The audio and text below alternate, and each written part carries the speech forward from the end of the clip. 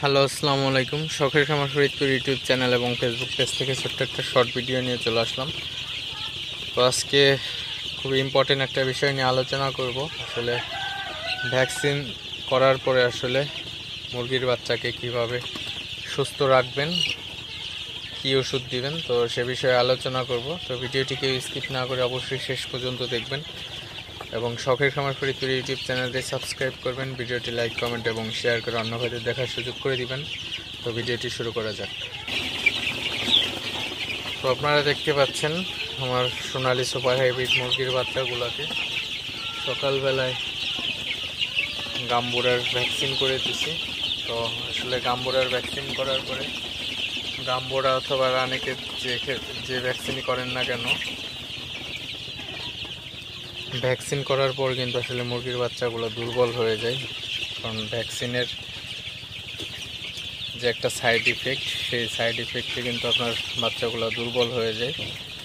তো এই দুর্বল কাটানোর জন্য বাচ্চাকে কীভাবে সুস্থ করবেন, তো এই দুর্বলতা কাটানোর জন্য অবশ্যই মুরগির বাচ্চাকে লাইসোবিট অথবা লাইসোপ্লাস দিয়ে দিবেন। লাইসোবিট অথবা লাইসোপ্লাস দিলে আসলে মুরগির বাচ্চার কিন্তু যে কোনো ধরনের ধকলজনিত সমস্যা থেকে মুরগির বাচ্চা কিন্তু ঠিকঠাক থাকে, মুরগির বাচ্চাগুলো সুস্থ থাকে।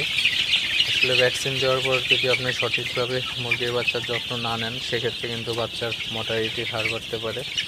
তো অনেক সময় দেখা যায় বাচ্চাকে ভ্যাকসিন দেওয়ার পর বাচ্চা কিন্তু কয়েকটা মারা যায়।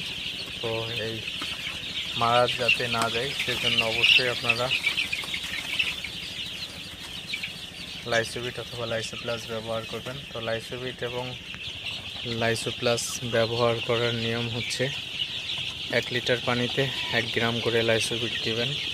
তো এভাবে জাস্ট একবার দিলেই হয়ে যাবে। ভ্যাকসিন করার পরে লাইসোবিট পানি আপনার 6-7 ঘন্টা রাখতে পারেন, তাহলে আসলে খুবই ভালো হবে। কারণ লাইসোবিট খুবই ভালো একটা ওষুধ আসলে বলা চলে। আমি সকালবেলায় আমার যে রানিং ডোজ ক্যালপ্লেক্স চলতেছে, তো আমি কিন্তু ক্যালপ্লেক্সের সাথে লাইসোবিট দিয়ে দিছি। তো সমস্যা নাই, দুটা সহ আমি একবারই দিয়ে দিচ্ছি। যদি আপনারা চান আপনারাও দিতে পারেন, সমস্যা নাই কোনো এখানে।